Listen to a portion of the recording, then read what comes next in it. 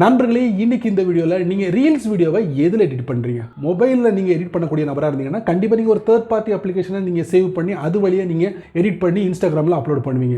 ஏன் இன்ஸ்டாகிராமில் அந்த ஃபெசிலிட்டி இருந்தாலும் நமக்கு தேவையான நிறைய விஷயங்கள் மிஸ்ஸிங்காக இருக்குது. ஸோ அதனால தான் நான் தேர்ட் பார்ட்டி அப்ளிகேஷனை பயன்படுத்தி இந்த ரீல்ஸ் வீடியோலாம் எடிட் பண்ணி இன்ஸ்டாகிராமில் அப்லோட் பண்ணுறாங்க, அவ்வளவுதாங்க அப்படின்னு சொல்கிறவங்களுக்கு இன்ஸ்டாகிராம் சமீபத்தில் அதுக்குன்னு பிரத்யேகமான ஒரு அப்டேட்டை கொண்டு வந்திருக்காங்க. அதை கொஞ்சம் மெருகேற்றிருக்காங்க. ஸோ அது வழியாக கூட இனி நீங்கள் ரீல்ஸ் வீடியோவை பக்காவா எடிட் பண்ணி அப்லோட் பண்ணலாங்க. ஸோ அதைத்தான் நான் உங்களுக்கு இந்த வீடியோவில் காட்ட போகிறேன். தெரிஞ்சுக்கோங்க, பயன்படுத்துங்க. இப்போ வாங்க போகலாம்.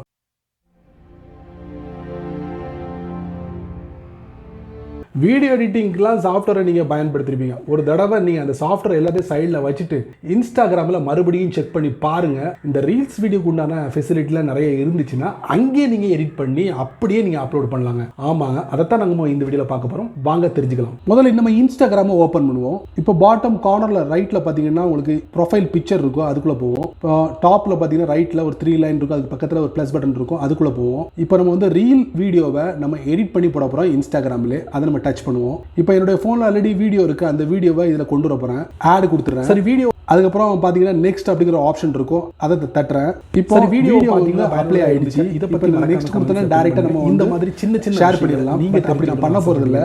நம்ம லெஃப்ட்டில் பாருங்க எடிட் வீடியோன்னு இருக்கு, அதை நான் கொடுக்க போகிறேன். ஏன்னா முறையாக வீடியோ பார்த்தீங்களா அப்ளை பண்ண போகிறேன். இதை பற்றி ஸோ அதுக்கு வீடியோக்கு கீழே பார்த்தீங்கன்னா அந்த கவுண்டிங் உங்களுக்கு டிஸ்பிளே ஆகும், டைமரு.